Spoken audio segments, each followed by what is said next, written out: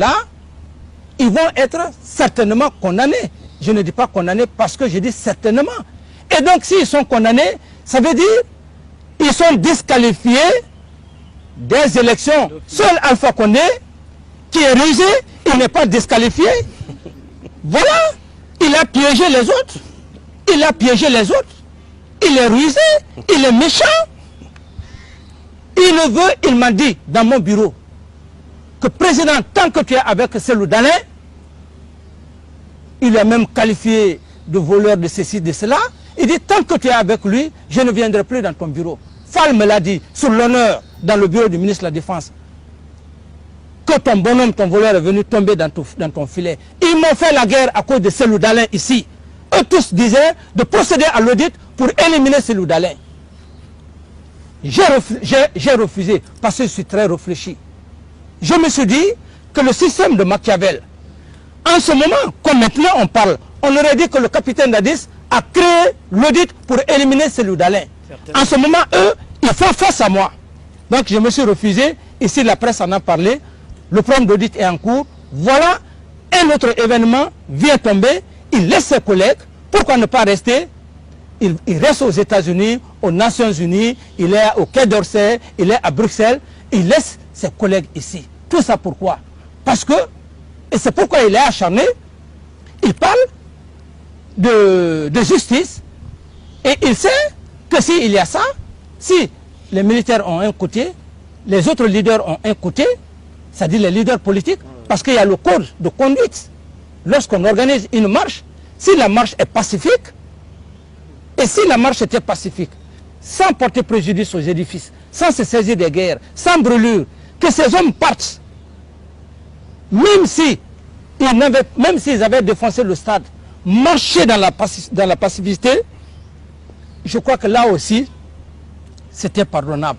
Mais du moment que les commissariats de police ont été saccagés, les armes de guerre ont été prises, tous les documents de l'État ont été jetés par-ci par-là, donc les leaders, d'une part, ont été à la base parce que simplement, ils n'ont pas su cadrer leurs hommes. Et si la loi peut pencher à ce côté, Alpha Condé, il se dit aujourd'hui, il est heureux. C'est pourquoi il est en train d'errer dans la nature, vers les États-Unis, un peu partout, pour parler de force d'interposition, et pour parler de ceci, de cela, parce que, et vous allez, il est très méchant, parce que c'était une forme d'éliminer les autres. Les autres actuellement, ils sont blessés. Et lui, est-ce qu'il est blessé? Alors c'est comme ça il a joué l'agression de 1970, la rébellion, le mouvement... 2000 1970, l'agression portugaise contre la Guinée, il était au large. Et le mouvement 2002, 2000, la rentrée des rebelles tout au long de la frontière, il a été arrêté, il a été jugé par le tribunal d'ici, il a été condamné. Et donc, il est habitué. Voilà que ce troisième événement, il s'est échappé parce qu'il en a de l'expérience. Mais une expérience méchante, dangereuse contre sa nation. Un homme qui a un... Musidɓe, on dari au vidéo Moussa Dadis Camara ɗo, c'était temps passé depuis wonno ko ƴetti laamu ngon. Aray ko ɗum ɓeynata jama on e CRIEF on e kamɓe gouvernement on no faala tuninde président Cellou kono ɓe tawi ɓe wawata fi honnum mo Allahu lanɗon laɓɓini on e mo tagaɗon laɓɓini on ɗum wonta goto.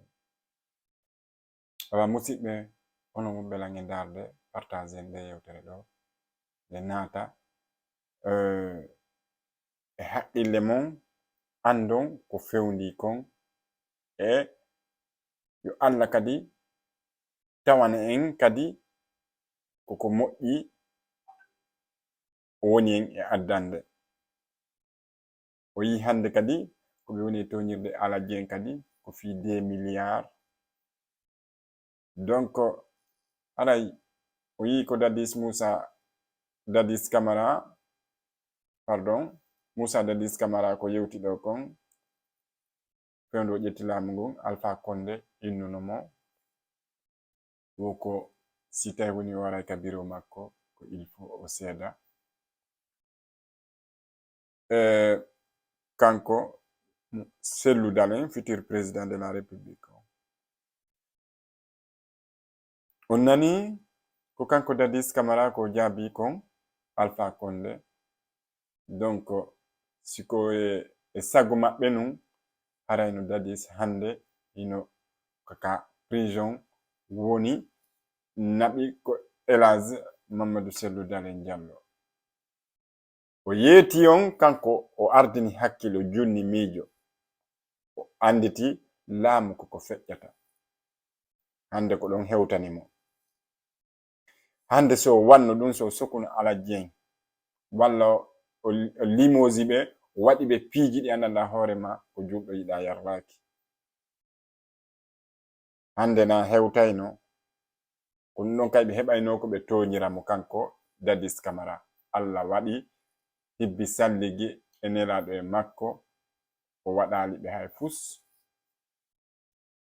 sina wano no organisiri ni fi o 28 septembre Ala Dieng yehi tawa ɓe barminoya ton haray noon min ko minata communauté guinéen on jeunesse on les jeunesse conscient ko ɓeydu wattande yiila ɓeyden wattango yiila muradu moƴƴuru hande enen ko wonɗen e litande wona fi hoore men enen ko fi ɓiɓɓe men ɓen arayɓe ɓen ɓaawo yoɓe taw hara Guinée ka meɗen sanzi yo Allah sanzan en leydi men ndi yo Allah yo gonga wawu fenande ka leydi meɗen yo Allah yo futur président on lamano en sanzano en leydi men ndi ko ɓe eti wo ko ɓe eti Ala Dieng ko ma ardondi leydi ngal ɓe rewri yo ngal ɓe rewri ko ma Ala Dieng ardondi leydi ɓe gollana en leydi maɓɓe nin par ce que ɗen andi ko kamɓe wawata jaynude hande ni so ndaari so yiɓe cukki Ala Dieng c'est parce que Ala Dieng no andi ko honto musata ɓiɗɗo Guinéen jon Ala Dieng no andi Guinée fuu ko honno wayi ko honno walori on opposant jo innuɗo no andi Guinée ɓuri futur président de la république on ko yon nunnu fankon ko non ɓurɗo Ala Dieng andugo lagine fewndo o tamka wonɗen ɗo o on ala e nder leydi lagine awa ko non kadi woni ɓe faaloraka yo Ala Dieng laamu gollana e leydi men ndi ko ɗum ɗon andi min mi tutta innugol ɗon si Allah hol newni jaɓi jungo laaɓugo metta mettude on faami goto kadi non sankata foññe wa'a maaro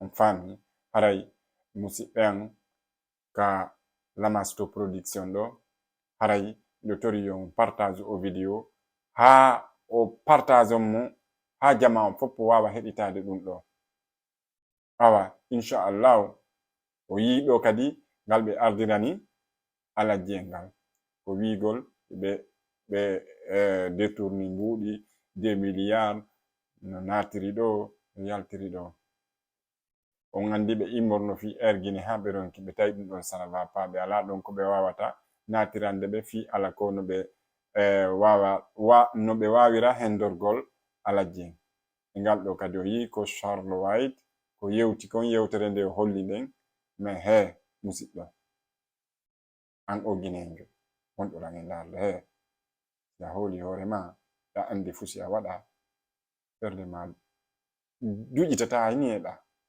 awa Ala Dieng miɗo andi tun ɓe inni o tindike ko bemmum huli haray fen on en yiyay